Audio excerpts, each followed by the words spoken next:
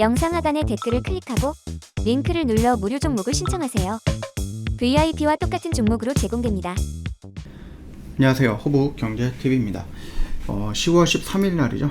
금요일 날에 형성되었던 테마라든지 아니면 종목들을 좀 놓고 보겠습니다. 그리고 이거를 기준으로 해서 우리가 월요일 날 어떤 것들을 좀 봐야 되는지 그 부분에 대해서 짤막하게 좀 설명을 드려보겠습니다. 특별한 뉴스들이 많이 나왔던 금요일은 아니었습니다. 여전히 요 이팔 전쟁이죠. 이스라엘이랑 팔레스타인 전쟁이 굉장히 좀 메인적으로 다뤄졌다 라고 보시면 되겠고, 여전히 정유 관련된 거 무슨 석유라고 되어 있는 종목들이죠. 그런 애들이 일단은 시장에서 대장의 역할을 해줬다라고 봐도 될 것 같습니다. 그리고 천연가스라든지 방산중, 그 다음에 식량, 그 다음에 드론이라는 부분이 있었긴 했는데, 일단은 식량이라든지 드론이라든지 이런 것들, 그 다음에 이제 방산도 조금 밑으로 내려가는 모습이었고, 그 다음에 천연가스도 마찬가지였거든요. 물론 이제 움직이는 종목들도 움직이긴 했지만은 우리가 보고 있었던 것들은 뭐다? 대장이었던 이 석유 관련된 것들이죠. 유가 관련된 종목들을 지켜보면 된다라고 말씀을 드렸어요. 조금 더 자세하게 좀 보겠습니다. 자, 두 번째 이슈는 뭐였냐라고 했을 때, 러시아가 우크라이나 곡물 창고를 공습을 했다라고 합니다. 그러다 보니까 미래생명자원이라든지 고려산, 한일사료 등등등 종목들이 막 갑자기 급등을 했었어요, 오전에. 그래서 얘네들 왜 올라가지? 이게 중동에서 전쟁이 일어나고 뭔가 먹거리, 식량 이런 부분들에 문제가 생긴 건가 라고 했더니 뉴스가 이런 게 나왔더라라고 보시면 될 것 같아요. 그러다 보니까 일단은 중동 이팔 전쟁이 처음에 있을 때 아까 말씀드렸듯이 유가, 방산, 그다음 천연가스, 식량, 드론 이런 애들을 움직였는데 얘네들이 탈락을 했죠. 그래서 요 식량은 이걸로 움직인 거다라고 보는 게 맞을 것 같아요. 자, 세 번째는 계속해서 나와주고 있는 게 반도체 관련된 부분이다라고 보시면 되겠습니다. 추경호 씨가 반도체 바닥을 다졌다. 내년 자동차 한국보다 잘 나가는 기업은 국가는 없을 것이다 라고 얘기를 해주고 있거든요. 그러면서 우리가 좀 긍정적인 이슈가 나왔었던 부분이 지지난주였나요? 우리가 미국이랑 중국 사이에 껴가지고 눈치를 보고 있었는데 이 부분이 조금 해결되는 느낌이었죠. 우리나라 기업한테는. 그러다 보니까 전반적인 분위기가 있었다 라고 보시면 되겠고, 일단 베트남 해저 케이블 관련해갖고 LS전선 아시아가 조금 연결이 되다 보니까 LS그룹이 전반적으로 움직였던 모습까지 해갖고 한 요정도 뉴스가 나왔습니다. 그래서 처음부터 좀 천천히 좀 보도록 하겠습니다. 자, 일단은 이팔 전쟁이에요. 이팔 전쟁 하면은 아까 전에도 말씀을 드렸듯이 저희가 석유, 천연가스, 방산, 그쵸? 그 다음에 식량, 드론이 있었는데 이런 것들은 일단은 1차적으로 떨어져 나갔고, 두 번째로 떨어졌던 게 방산이었습니다. 물론 지금도 움직여주고 있기는 하죠. 그러면은 우리가 방산주에서 석유주에서 우리가 좀 봐야 될 것은 결국 이제 흥국석유겠죠. 이거 말고도 여러 가지 석유들이 있으면서 움직여주기는 했습니다. 한국석유도 움직여줬고, 중앙에너비스도 움직여줬고, 그렇죠? 극동유화라든지 이런 것들도 움직여주기는 했지만, 그럼에도 불구하고 우리는 대장을 본다라고 했을 때 흥국석유를 일단은 좀 대장으로 놓고 봐주면 될 것 같아요. 우리가 아마 이 첫날에 이 전쟁이 터졌을 때 양봉했을 때 제가 말씀드렸을 겁니다. 우리가 석유를 본다라고 했을 때 흥국석유를 대장으로 놓고 보면 된다 라고 했을 때 여전히 대장 역할을 해주고 있다라고 보시면 될 것 같아요. 천연가스 같은 경우는 우리가 볼 수 있는 종목은 몇 개 없습니다. 여기는 없네요. 자, 일단은 GSE 같은 경우랑 아니면 우리가 대성에너지겠죠.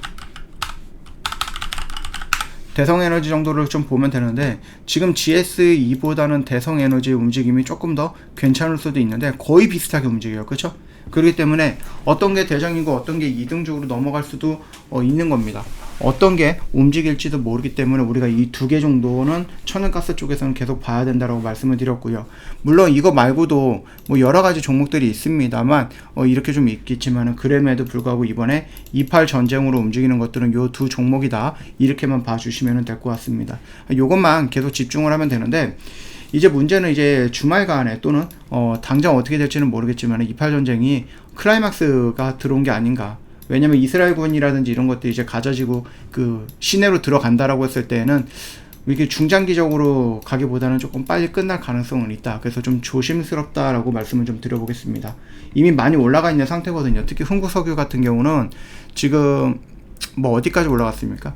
지금 거의 6,000원에서 지금 100%를 넘게 단기간 올라갔기 때문에 지금 조금 고점의 영역이다 라고 좀 보고 있습니다. 만약에 이게 갭을 뜨고 난 다음에 이렇게 막 올라가는 다가 이게 장 막판에 이렇게 꼬리를 달고 여기서 거래량이 어마어마하게 터진다? 이건 뭐예요? 고점의 징후일 가능성이 있다라는 겁니다. 그렇기 때문에 여기서 막 따라 들어간다라고 생각하지 마시고 차라리 이거를 만약에 접근을 하겠다라고 하시는 분들은 눌리는 구간에서 접근하는 것이 어떨까라고 보고 있습니다. 그 점 참고하셔갖고 대응을 한번 해보시면 될 것 같아요. 영상 하단의 댓글을 클릭하고 링크를 눌러 무료 종목을 신청하세요. VIP와 똑같은 종목으로 제공됩니다.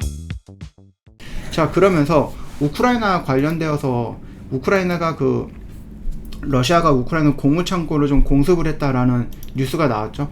그런 뉴스로 인해서 조금 반영이 되었던 움직임들이 나와주고 있는데, 일단은 뭐 고려사나 한일사료, 그 다음에 미래생명자원 이렇게 조금 움직였습니다. 일단 대장의 역할을 했던 거는 미생자 정도였고요.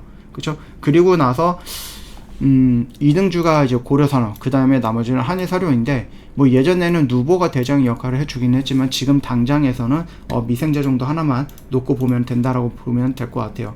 일단 일봉상의 위치만 놓고 본다고 할 때 미생자 같은 경우는 역시나 역별 구간에서 나오는 부분이었거든요. 그리고 거래 대금도 한 9천억 정도, 900억 정도죠. 예, 900억 정도가 터졌는데, 일단은 지금 뭐 이렇게 사료 정도를 놓고 보면은 요 정도 액션이에요. 예, 요 정도 액션이고, 아직까지 막 1000억 이상을 터뜨렸던 그런 종목은 나오지 않았고, 그렇다라고 해서 일봉상의 위치라든지 이런 것만 놓고 본다고 했을 때도 여전히 미래산업이 가장 깔끔한 위치에 있다라고 보시면 될 것 같습니다. 역별 구간이기 때문에 우리가 너무 많은 것들을 접근하지 마시고 일단 미생장 정도 하나만 좀 놓고 보면 될 것 같고, 결국은 이건 뭐냐라고 했을 때, 러시아랑 우크라이나 전쟁은 지금 거의 거의 한 2년인가요? 2년 가까이 진행이 되고 있고, 러시아의 폭격으로 인해서 우크라이나의 어딘가가 폭격이 되었다. 그래서 여기서 피해가 발생을 했다라는 것들은 뭐예요? 사건이고요. 사고잖아요. 그렇죠?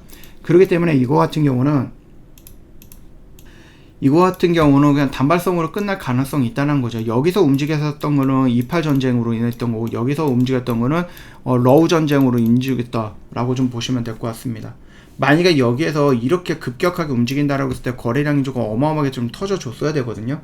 근데 조금 아쉽기는 합니다. 여기서 터져줬던 거래대금 대비 여기서 터져줬던 거래대금이 좀 아쉬운 부분이고, 물론 이걸로 인해서 추세가 전환이 되어 가려고 한다라고 우리가 볼 수는 있습니다. 그렇기 때문에 따라 들어간다라기보다는 차라리 눌림을 공략을 해보시는 것이 어떨까라고 보고 있습니다. 참고하시면 될 것 같아요. 자, 그 다음에 반도체 부분인데, 반도체는 계속해서 좀 긍정적인 모습이 나왔어요. 제가 일전에도 한미 반도체라든지, 그쵸? 아니면 뭐 이스페타시스라든지 아니면 ISC죠? 요 정도는 긍정적인 움직임이 나온다라고 좀 말씀을 드렸고, 여기 안에서도 계속해서 움직여주고 있는 것들이 있습니다.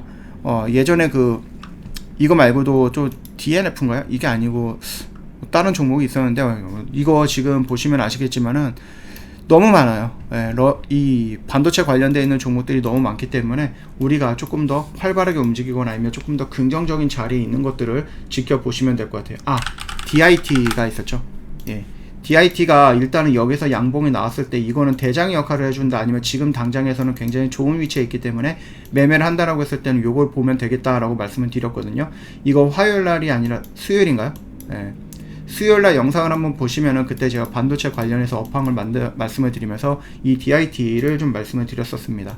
자, 이거 말고는 최근에 좀 움직였었던 거 IMT라는 종목이 있었고요. 얘는 이제 뭐 신규 상장주니까 이거 대응하기 어렵다라고 생각하시는 분들은 좀 패스하면 되겠고, 그 업황을 좀 보시면 되겠죠. 뭐 테크윙이라는 종목도 있었고요. 그 다음에 뭐 HPSP 얘도 좀 좋았죠, 모습이.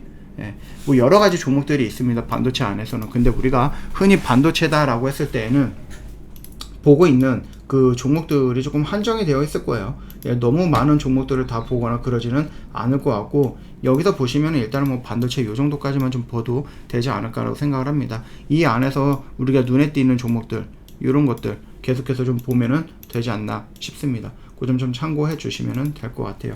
자, 그 다음에 마지막으로 뉴스가 나왔던 게 베트남 해적 케이블에서 우리나라 LS전선 아시아가 국영 그룹과 해적 케이블 사업을 협력을 한다, 뭐 이런 얘기가 나오면서 이 LS전선 아시아 관련되어 있는, 그러니까 뭐 자사주 정도겠죠? 이런 애들이 조금 많이 움직였다라고 보시면 됩니다. 다만 얘네들은 LS전선 아시아가 계약을 한 거기 때문에 전반적으로 뭐 가온전선, 대원전선 뭐 이런 쪽으로 연결이 되거나 그러지는 않았던 거예요. 얘네들은 이제 그룹적인 부분이었다라고 보시면 될 것 같아요. 그러다 보니까 움직였었던 종목들이 뭐가 있었냐? LS전선 아시아가 있었고요. 그 다음에 상한가로 LS 네트워크스가 올라갔죠. 이런 모습이었다. 그래서 개별적인 이슈이기 때문에 얘는 뭐 그룹화 지어서 보기에는 조금 어렵지만은 그래도 일단 상한가 들어갔고 그 다음에 20 몇 %까지 올라갔던 요렇게 공통되어 있는 종목이 있었다라는 부분까지 해갖고 한번 가지고 와봤습니다. 우리가 이거는 개별적으로 좀 접근을 하는 게 맞겠고 그 다음에 28 전쟁 같은 경우는 분위기상으로는 이게 뭐 확전이 될 것인가라는 부분은 조금 기다려 봐야 되겠죠. 왜냐면 이란의 개입을 막기 위해서 미국이 항공모함이라든지 뭐 전투기 재배치라든지 이런 부분을 발빠르게 좀 진행을 했기 때문에 이스라엘과 팔레스타인 정도로 끝난다라고 했을 때에는 확전이 되지는 않을 것 같아요. 그래서 이게 어떻게 보면 이제 고점의 시그널가 곧 나오지 않을까라고 생각을 합니다. 그러니까 자연스럽게 조심스러워야 된다라고 말씀을 드리겠고, 우크라이나의 곡물창고 공습 이 부분은 사건일 가능성은 있기 때문에 일회성으로 마무리될 가능성도 있다라는 거. 근데 만약에 내가 접근을 한다라고 했을 때는 미래생명 자원이 일단 가장 빠르게 움직였기 때문에 미생자 정도 하나만 좀 보시면 된다. 우크라이나 곡물창고 공습 관련해서는. 그 다음에 석유 관련해서는 뭐 흥구석유가 일단은 대장이기 때문에 방산이라든지 아니면 천연가스 이런 것들은 다 배제하고, 만약에 이 전쟁의 끝물이다 라고 했을 때 그거를 감안한다라고 했을 때는 흥구 석유 정도 하나만 집중해서 좀 보시는 게 맞겠다라고 생각을 합니다. 반도체 같은 경우는 좀 말씀을 드렸듯이 여러 가지 종목들이 있기 때문에 전반적으로 한번 끌고 가보는 것도 괜찮다라고 생각을 하고 있고요. 그 다음 베트남 해적 케이블은 개별 이슈이기 때문에 우리가 굳이 관심을 막 갖거나 그러지 않아도 됩니다. 대신에 만약에 내가 접근을 하겠다라고 했을 때에는 거래대금이 지금 2천억이 넘게 터졌던 LS 전선 아시아 정도 하나 정도만 집중을 해보면 될 것 같습니다. 대신에 이건 개별 이슈이기 때문에 이 등락폭이라든지 하락폭이 굉장히 클 수 있으니까 조심하자라고 좀 말씀을 드려보겠습니다. 자, 그래서 일단은 10월 13일 날에 금요일 날 형성됐던 테마를 중심으로 좀 설명을 드렸고요. 그걸 중심으로 해서 우리가 월요일장에 한번 봐줘야 되는 것들이 뭐가 있는지 깔끔하게 좀 간단하게 좀 설명드렸습니다. 자, 오늘 영상은 여기서 마무리하도록 하겠습니다.